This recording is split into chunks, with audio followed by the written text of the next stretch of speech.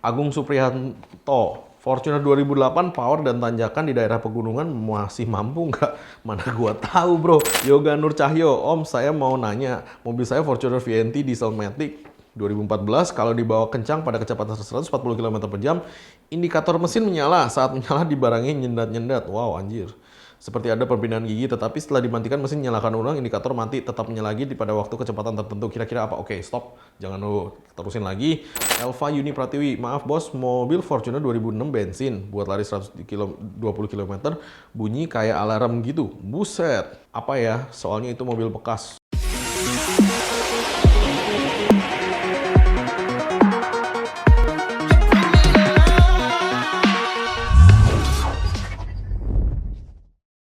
Hai Lovers, balik lagi dengan saya Lunung Mobil. Kali ini di ACDC Stabil Toyota Fortuner. Kalau Anda punya pertanyaan seputaran mobil Anda, bisa ditulis di kolom komen di bawah ini selengkap-lengkap dan sedetail-detailnya.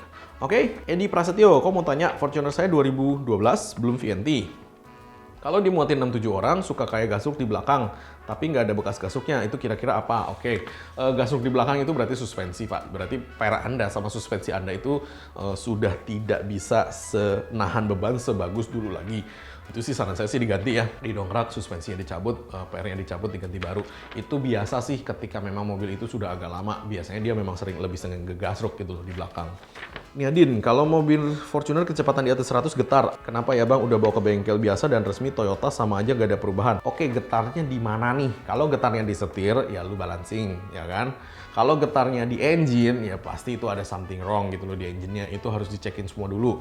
Kalau misalkan bengkel biasa dan bengkel resmi nggak bisa, ya coba dibawa ke dokter mobil gitu loh. Karena ini harus di experience ya. Kalau misalkan getarannya itu di setir, udah pasti lu butuh balancing situ sih. Itu udah pasti sih. Kalau misalkan getarannya di engine, nah itu harus dicek dulu. Atau terlebih lagi getarannya di body ya. Itu kan kita jadi nggak tahu nih itu di mana.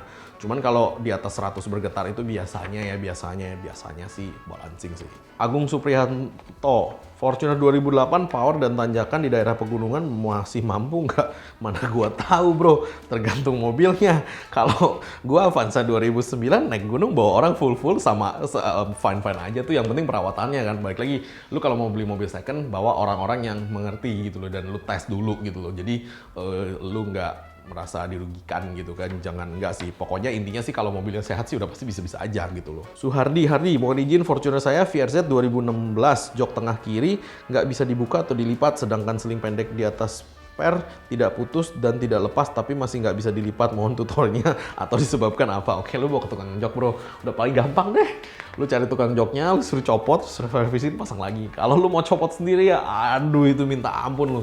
Karena dulu kita pernah gitu loh, kayak itu bukan putus sih biasanya sih, ada yang lepas tuh, kagak ketarik tuh. Nah itu kalau lu nggak tahu di mana dan bentuknya kayak apa, lu ngeraba-raba, waduh setengah mati. Lu bawa ke tukang jok aja deh, itu deh, bayar 100.000 beres gitu kan, daripada lu setengah mampus gitu kan, bongkar-bongkar. Itu keringatnya ya kan kagak sesuai dan kagak sepadan sama kerjanya. Yoga Nur Cahyo, Om saya mau nanya, mobil saya Fortuner VNT diesel matic 2014 kalau dibawa kencang pada kecepatan 140 km per jam, indikator mesin menyala, saat menyala dibarengi nyendat-nyendat. Wow anjir. Seperti ada perpindahan gigi, tetapi setelah dimatikan mesin nyalakan ulang, indikator mati tetap menyala lagi pada waktu kecepatan tertentu. Kira-kira apa? Oke, stop. Jangan lu terusin lagi. Itu mobil harus dibawa ke bengkel. Nah, ketika kecepatan 140 dia baru nyala dan nyendat-nyendat, itu berarti ada sensor atau ada ya sensor sih itu biasanya sih yang rusak sih. Jadi hati-hati ya, itu dibawa ke bengkel dan kita colok dulu pakai scanner di OBD buat kita tahu nih itu problemnya apa. Elva Yuni Pratiwi, maaf bos, mobil Fortuner 2006 bensin, buat lari 120 km, bunyi kayak alarm gitu. Buset, apa ya? Soalnya itu mobil bekas. Wow, kalau lari 120 km bunyi kayak alarm, jadi nguing-nguing begitu, tweet. Oh, itu berarti orang sebelumnya ada pasang speed limiter tuh. Itu sih barang add-on ya, barang tambahan ya. Itu bisa dicek, dibawa ke tukang alarm atau ke bengkel yang jago kelistrikan mobil. Suruh cekin semua, suruh cabut tuh yang tidak standar dan suruh standarin. Karena memang saya juga nggak tahu ya, kadang-kadang orang tuh begitu gitu loh.